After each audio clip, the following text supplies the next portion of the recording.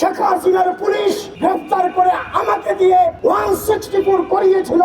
শাপলা চত্বরে কেউ মারা যায় নাই।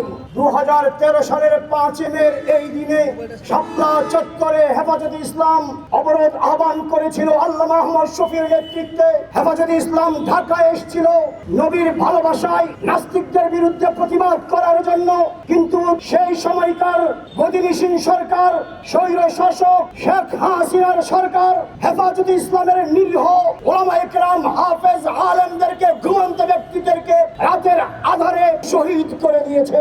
2021 সালে হেফাজতে ইসলামের অসংখ্য ওলামায়ে কেরামকে হাজার হাজার মামলা দিয়ে গ্রেফতার করেছে হেফাজতের নেতৃবৃন্দকে। 2013 সালের 5 মে আমার আপন চাচাতো ভাই হাফেজ মাওলানা আমিরুল ইসলাম বঙ্গবন্ধু এভিনিউতে আওয়ামী যুবলীগ, ছাত্রলীগ এবং পেটুয়া পুলিশ লীগের হামলায় শাহাদাত বরণ করে। 2021 সালে শেখ হাসিনার পুলিশ গ্রেফতার করে আমাকে দিয়ে 164 করিয়েছিল।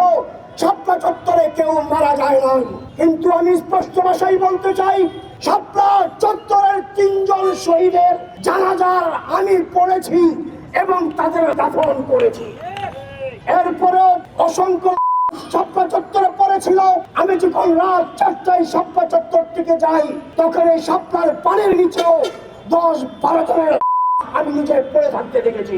শাপলা চত্বরে রাস্তায় রাস্তায় সোনালী ব্যাংকের সিঁড়িতে সামনে অসংখ্য পড়ে থাকতে আমি দেখেছি।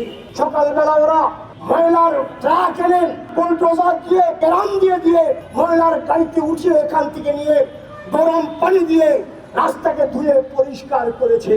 সেই দিন আওয়ামী লীগের তৎকালীন মহাসচিব সৈয়দ আশরাফ বলেছিলেন, রাতের মধ্যে হেফাজত শাপলা চত্বর না ছাড়লে এদেরকে বাংলাদেশ থেকে বিতাড়িত করা হবে।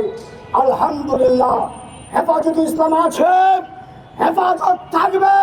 যারা হেফাজতকে বিতাড়িত করার চেষ্টা করেছে তারাই পালাইতে পালাইতে দিল্লি ট্রান্সফার হয়ে গেছে।